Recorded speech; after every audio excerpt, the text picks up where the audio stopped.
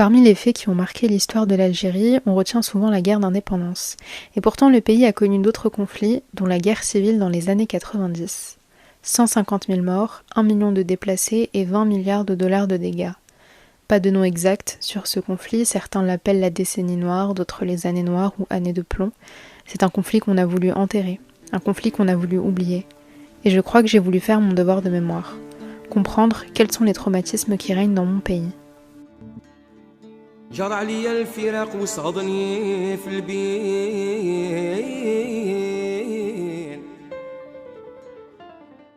واش داروا هذو الابرياء الرجل نتاعهم مقطعين وش اللي شفناه لواس وما دارت هذا الشيء هذا لواس وما دارت هذا الشيء هذا وعلاش وحنا واش درنا حنا ولا ولادنا واش داروا احنا اماتكم احنا خاوتكم علاش هكذا وعلى الجزائر هكذا وعلى بلادنا هكذا على بلادنا وجفا جفن المنام والسهر حلالي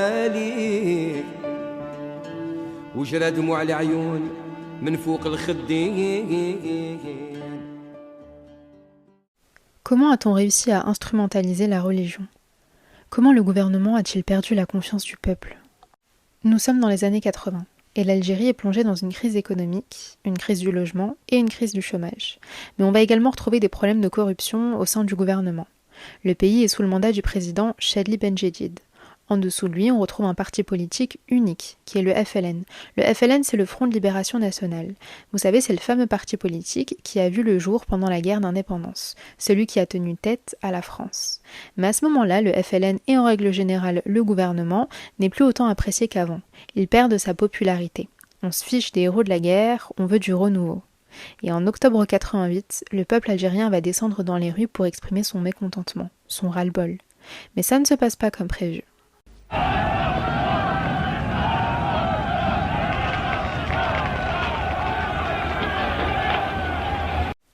Des émeutes ont lieu à Annaba, Constantine, Tizi Ouzou, Alger, Oran et Béjaïa. Au total, elles font 500 morts, 15 000 arrestations et 100 000 participants. D'après Khaled Nazar, ministre de la Défense, les forces de l'ordre n'ont pas su gérer ces émeutes. Voilà pourquoi elles ont fait autant de morts. Le malheur, c'est que les gens, la troupe qui n'avait pas l'habitude au maintien de l'ordre, tiraient soit par terre, soit en l'air. Et c'est là où ça fait le plus de dégâts. Parce que tirer par terre, vous avez 2 projectiles au lieu d'un. Vous avez l'enveloppe qui est en laiton, qui part d'un côté, et vous avez le noyau d'acier qui part de l'autre. Devant une foule, c'est là où ça fait des dégâts. La jeunesse algérienne commence à perdre espoir. Elle a besoin d'être entendue, comprise et représentée. Et quand on perd espoir, on se réfugie dans la religion, dans les mosquées et les prêches, mais pas n'importe lesquels, ceux des leaders du FIS. Le FIS, c'est le Front islamique du salut, un parti politique créé par Abbassi Madani et Ali Belhaj. Les deux sont professeurs à l'université et prêchent dans les mosquées des discours bien particuliers. Le FIS veut établir un État islamique. Ils veulent se débarrasser du régime politique actuel. Selon Ali Belhaj, l'Algérie n'applique pas la charia. Et si le pays n'applique pas la charia, rien ne devrait empêcher le peuple à partir en guerre. Ali Belhaj a les idées bien claires, beaucoup plus que Abbassi Madani. Il s'exprime avec éloquence et sait motiver la foule. Pendant plusieurs années, lui et Abbassi Madani se rendront dans divers mosquées pour y prêcher leurs discours politiques. دخلنا لهذا دي معناها رانا فعلا نحبوا الصراع السياسي السلمي ولكن الصراع السياسي السلمي إذا خلاونا في الطريق إذا ما ظلموناش إذا لم يبخسونا حقنا أما إذا بس بخسونا حقنا أنا ما استناش الشاذلي ولا خالد نصار ولا أي واحد آخر يقول لي أنت ما ديرش السلاح تضربني أنتايا وأنت المعتدي ودير قانون أنت بداك ومن بعد تقول لي أنتايا راكم سلاح أورد لوا أنا أورد لوا إيه بصح مانيش أورد للقرآن الكريم نتوما أورد القرآن الكريم وأورد السنة تاع النبي صلى الله عليه وسلم. Et ça commence à fonctionner. Leurs paroles touchent de plus en plus de monde, les plus vulnérables, les jeunes, les pauvres, ceux qui ne peuvent plus se voir, les membres du gouvernement. Donc finalement, peut-être qu'instaurer un État islamique serait la solution face à la corruption, à la crise économique, la crise du logement ou celle du chômage. Du moins, c'est ce que pensent ceux qui en ont marre du gouvernement. C'est ce que pensent les membres et les partisans du FIS. احنا دائما حنايا رافضين الشاذلي يعني في كل وقت راه حنا نقولوا له دير استفتاء للشعب، واذا حبك الشعب اقعد، واذا ما حبكش الشعب يا خويا وعلاش هذه الفوضى هذه؟ سمعت حنايا ما حبيناش الرئيس، ما حبيناش، دائما يضربوا فينا، ما حبيناش سيدي، يبعدنا يا سيدي الرئيس هذا. دولة إسلامية.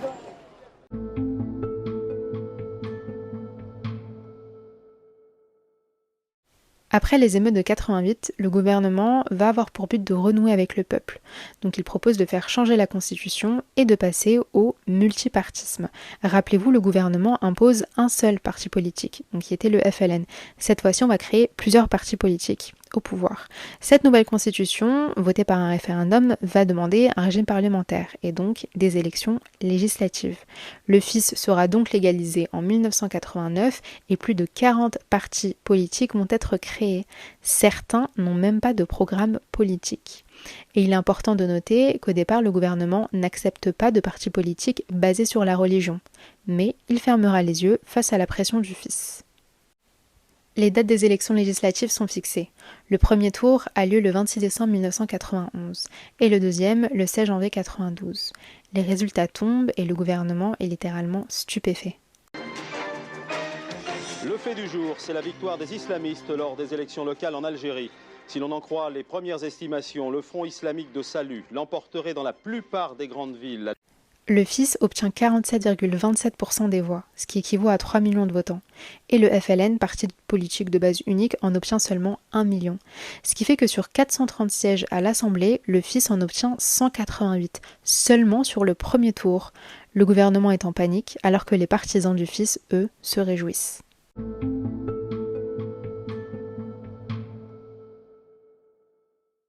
Les membres du gouvernement vont commencer à avoir peur du deuxième tour des élections législatives. Le premier tour montre et prouve clairement qu'il y a une montée de l'islamisme en Algérie. Rappelez-vous, le deuxième tour doit avoir lieu le 16 janvier 1992. Sauf que ça ne va pas se passer comme prévu. Le but va être de les annuler. Mais comment est-ce qu'on va s'y prendre? On écoute Ali Haroun, ministre des Droits de l'Homme. Alors, quelles étaient les possibilités pour arrêter le processus électoral? Première possibilité, dire à l'armée stop, elle sort ses chars, elle dit allez, je ne reconnais pas, c'est le coup d'État clair. Deuxième possibilité, prévoir que le président de la République démissionne avant le deuxième tour. Pourquoi? Parce que la Constitution prévoit que, en cas de démission du président ou de décès ou de vacance du pouvoir, on doit, dans les 45 jours, procéder aux élections présidentielles. Vous l'aurez compris, si on veut annuler les élections législatives, il faut se débarrasser du président. Donc sous les conseils des généraux, le président Chadli Benjedid va démissionner. L'Algérie se retrouve sans président. C'est donc le Haut Conseil de sécurité qui va prendre la main sur le pouvoir jusqu'à temps d'en trouver un nouveau. Pendant ce temps-là, Ali Belhadj et Abbassi Madani vont être emprisonnés. Leurs discours sont jugés beaucoup trop violents. Mais les prêches continuent et ils sont assurés par le fils de Ali Belhadj, à peine âgé de 7 ans.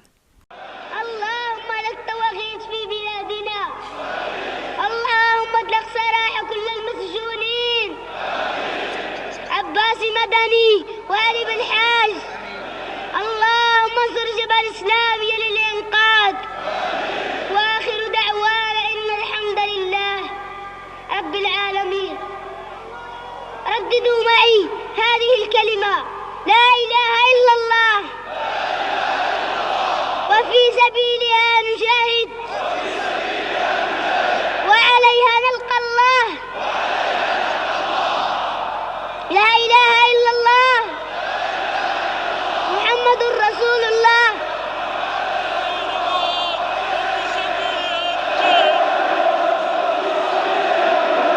وعليها نلقى الله.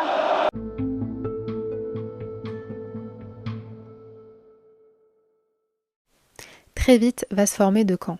D'un côté, on va voir le gouvernement avec l'armée et de l'autre, les membres et les partisans du fils qui continuent à demander un État islamique et qui continuent à gagner du terrain. Côté gouvernement, l'urgence va être de trouver un président pour apaiser les tensions. Et un président qui a un minimum de légitimité auprès du peuple algérien.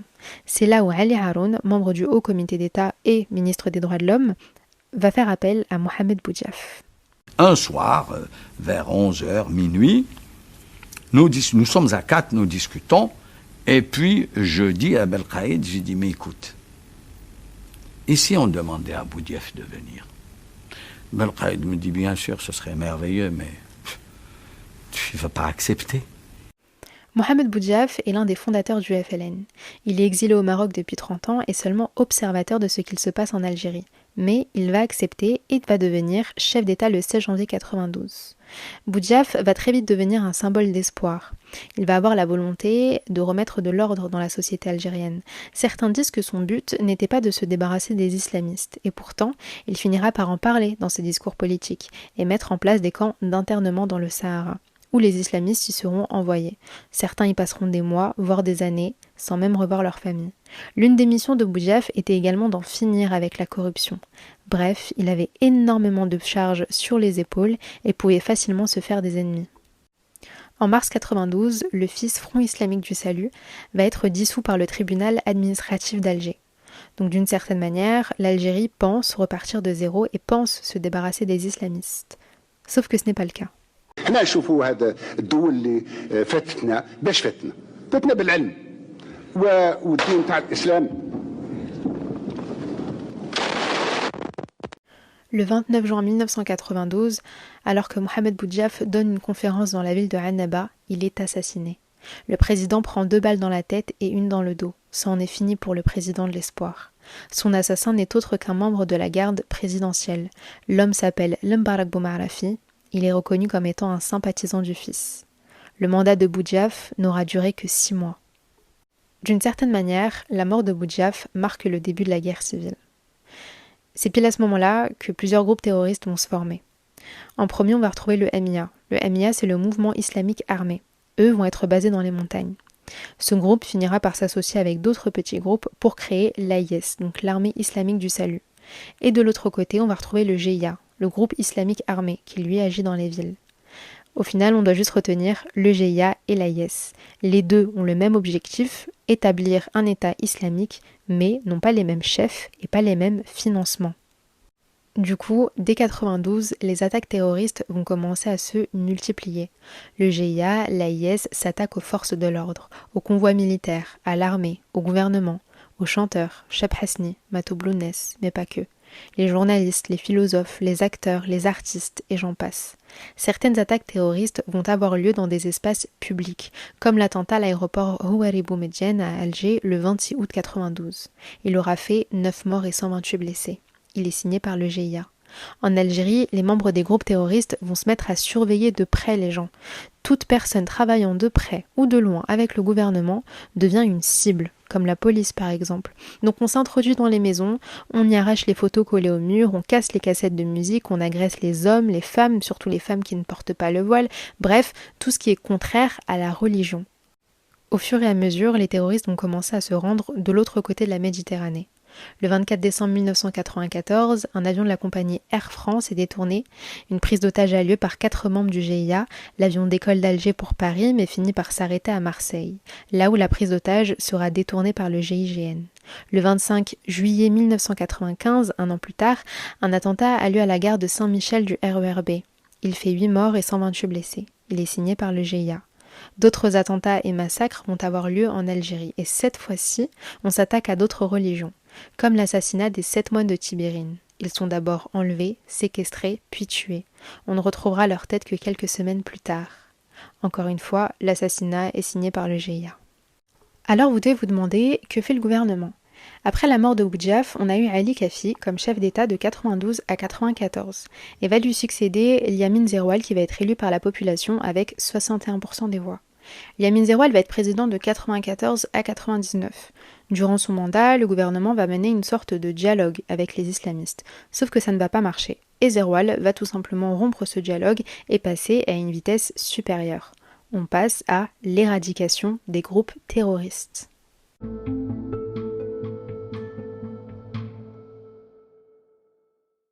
Bon, l'éradication des groupes terroristes va pas vraiment fonctionner. En 97, le nombre de massacres va clairement augmenter et les actes commis par le GIA vont être de plus en plus barbares. Le GIA va donc cibler plusieurs villes et villages qui ont voté pour le fils lors des élections législatives, ce qui n'a aucun sens. Pourquoi est-ce qu'on attaquerait une ville qui elle-même souhaite un État islamique? Et ça va laisser place à énormément d'incompréhensions et des théories. Mais on y reviendra plus tard. Le plus connu est le massacre de Ben Talha. Le GIA y fait 400 victimes, des hommes, des femmes, des enfants. Tous attaqués dans la nuit du 22 au 23 septembre 1997. S'ensuit le massacre de Raïs, qui tombe dans la nuit du 28 au 29 août. Le GIA y fait également 400 victimes. On y tue des hommes, des femmes, des enfants et même des animaux. انا جدي خالي خالتي خوالي ولاد خوالي خاوتي ترباو معانا حنايا راحوا دوكا قولي شكون يبقى حتى واحد. La même année auront lieu d'autres massacres dans les villes de Beni Messous, Sidi Moussa et Relizane. En 97, on compte plus de 1000 personnes tuées par les terroristes. C'est énorme. Et c'est la goutte de trop. Donc l'AIS, l'armée islamique du salut, va opter pour un cessez-le-feu avec le gouvernement. Mais le GIA, beaucoup plus tenace, va continuer. Alors vous devez vous demander qu'est-ce qui se passe au sein du gouvernement. Les tensions au sein du gouvernement vont s'amplifier, au point où le président actuel, donc Yamin Zerwal, va écourter son mandat qui est censé se terminer en 2000 et faire avancer les élections présidentielles en 99. Donc en gros, il démissionne. Mais avant qu'on parle du prochain président, on va se poser une question qui est plus qu'importante.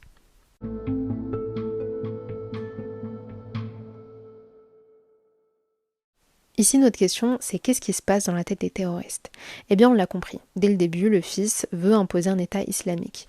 Très vite, le fils va monter en puissance et motiver les foules à penser que l'islam est la solution, que l'islam va régler tous les problèmes économiques du pays, qu'il va régler les problèmes de chômage, de logement, de corruption.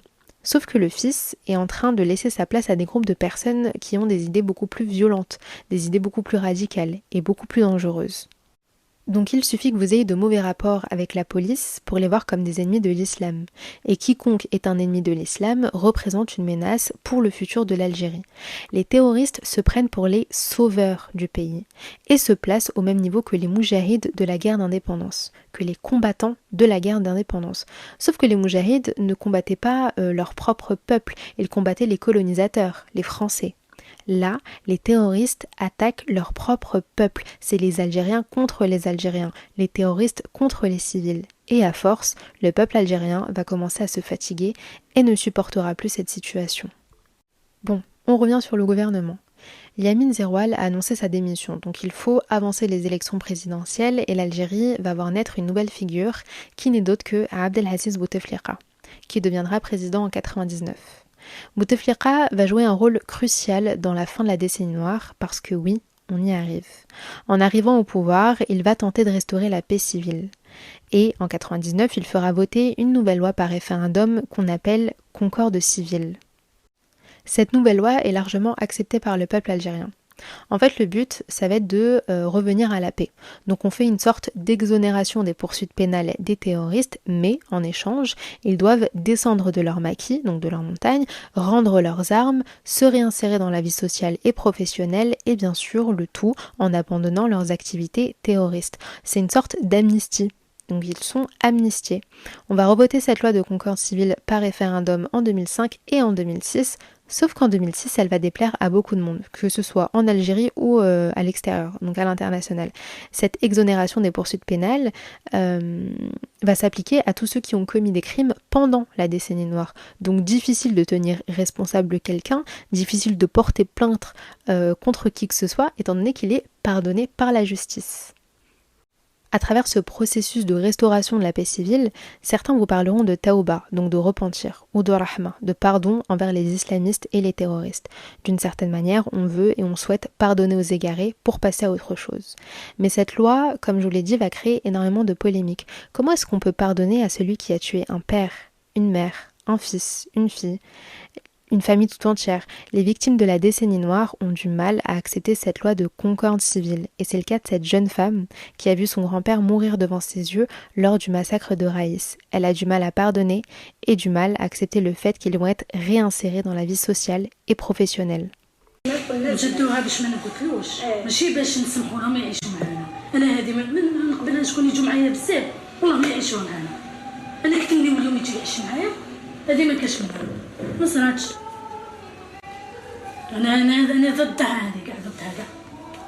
كون جات ليا وجات لواحد اخر انه عندهم صح شويه من الفهم والله العظيم يعيشوا معايا. صح نسمح ما نقتلش قال ما كاش العنف وما كاش القتيله ما نقتلش بصح ما يعيش معايا يروح يشوفوا بلاد واحده اخرى يديروا هاي بلاد ربي واسعه. Et de l'autre côté, on va retrouver les mamans qui n'ont plus jamais revu leur fils, soit tués par les terroristes, engagés auprès de l'armée ou membres du GLD, groupe de légitime défense. Bref, elles en veulent énormément à Bouteflika. حطب اسمح له هذا نمزاك اسمح له ولا خو اسمح له ولا خو اسمح له. احنا حركه ماشي هما حركه احنا اللي احنا حركه ماشي هذا الوئام كي يخرج لي تيرو وحنا نشوفوا كيجي واحد يطيرو يقتل لك وليد تقول سكتي تشوفيه وتسمحي له.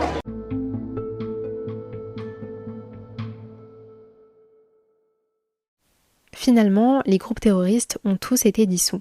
L'IS a procédé à une amnistie graduelle sur 3 ans. Donc en fait, au fur et à mesure du temps, ses membres se sont rendus. Elle fut entièrement dissoute en 2000. Le GIA, groupe beaucoup plus tenace, comme je vous l'ai dit, se sera dissous lors de la mort de Antar Zouabri, qui est le chef du groupe armé, donc en 2002, 2 ans plus tard. Le seul groupe qui a persisté est le GSPC, groupe salafiste pour la prédication et le combat, qui lui est basé en Kabylie. Avant de conclure cet épisode, il faut tout de même aborder un point important, et en vrai c'est un peu mon passage préféré. La décennie noire a laissé derrière elle énormément d'incompréhension, de doutes et de questions sans réponse, ce qui a mené à plusieurs théories. La première théorie est selon laquelle l'armée aurait participé au massacre. Je vous explique. On rapporte que les casernes des militaires étaient toujours très proches des villes et des villages attaqués par les groupes terroristes. Et malgré cela, l'armée n'intervenait jamais lors des massacres. Conclusion, est-ce que ces actes étaient orchestrés par l'armée? On écoute Khaled Nazar. Quand ils attaquent, ils éteignent la lumière. Vous avez une situation apocalyptique à l'intérieur. Vous avez des gens qui courent dans tous les sens. Comment voulez-vous intervenir? Vous allez, en intervenant, vous allez créer plus de dégâts. Le seul moyen est militairement, et poser la question à n'importe quel militaire vous le dira.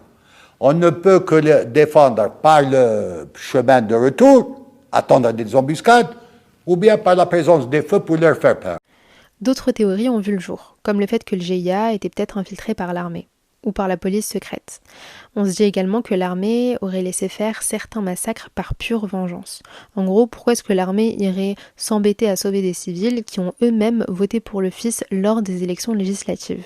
C'est le cas du massacre de Ben Talha ou de Raïs par exemple. C'est des villes qui ont voté pour le fils, donc qui clairement voulaient un État islamique.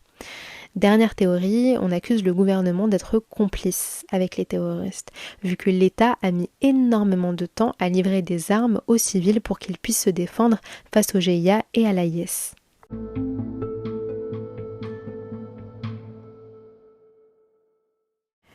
Bon, malgré les multiples tentatives de réconciliation civile, difficile de savoir si le peuple algérien est réellement passé à autre chose, si le cœur des Algériens s'est apaisé et qu'il n'est plus plein de haine et de peine. Difficile de savoir si le pays s'est amélioré, s'il a réglé ses problèmes de corruption, de chômage ou encore d'économie. Est-ce que la restauration civile aura permis aux gens de passer à autre chose? Est-ce que la décennie noire aura permis aux membres du gouvernement de se rendre compte des réels problèmes au sein de la société algérienne? Ou est-ce que tout ça n'aura servi à rien et qu'on revient à la case de départ? Certains vous diront oui, d'autres un peu plus pessimistes vous diront que non. Rien n'a changé en Algérie. De nos jours, on ne parle plus trop de la décennie noire. On en a honte et on en est peu fier. Ou peut-être qu'il est juste trop douloureux d'en parler. Et croyez-moi, j'en ai fait les frais. En préparant cet épisode, il a été difficile pour moi de questionner mes proches, mes parents, mes grands-parents. Je repense à mon père qui me dit qu'il a dû prendre l'avion 2 jours après l'attentat à l'aéroport Houari Boumediene et qu'en marchant dans les couloirs, il constatait le sang qui restait sur le plafond, sur les murs. Ou à ma mère qui me disait que chaque matin, elle se réveillait avec une mauvaise nouvelle, que chaque nuit, elle entendait des coups de feu. Les images ne sont pas toujours faciles à regarder ni à montrer. Et quand on creuse un petit peu, quand on discute avec les victimes de la décennie noire, quand on discute avec ceux qui l'ont vécu, on se rend vite compte que chacun a sa propre version de l'histoire. Chacun accuse qui il veut. Et de l'autre côté, certains se taisent, ne parlent pas trop, peut-être par peur d'être confrontés à des émotions enfouies depuis des années. Je crois que la décennie noire marquera à tout jamais le peuple algérien. Et quand bien même on n'en parle pas, elle réside dans notre histoire, dans nos gènes et dans nos traumatismes. Je crois que j'ai fait mon devoir de mémoire. وجرى دموع العيون من فوق الخدين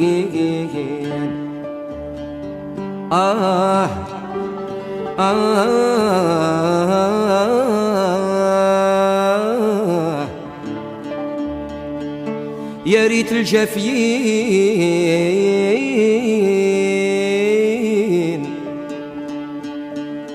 يا ريت الجافيين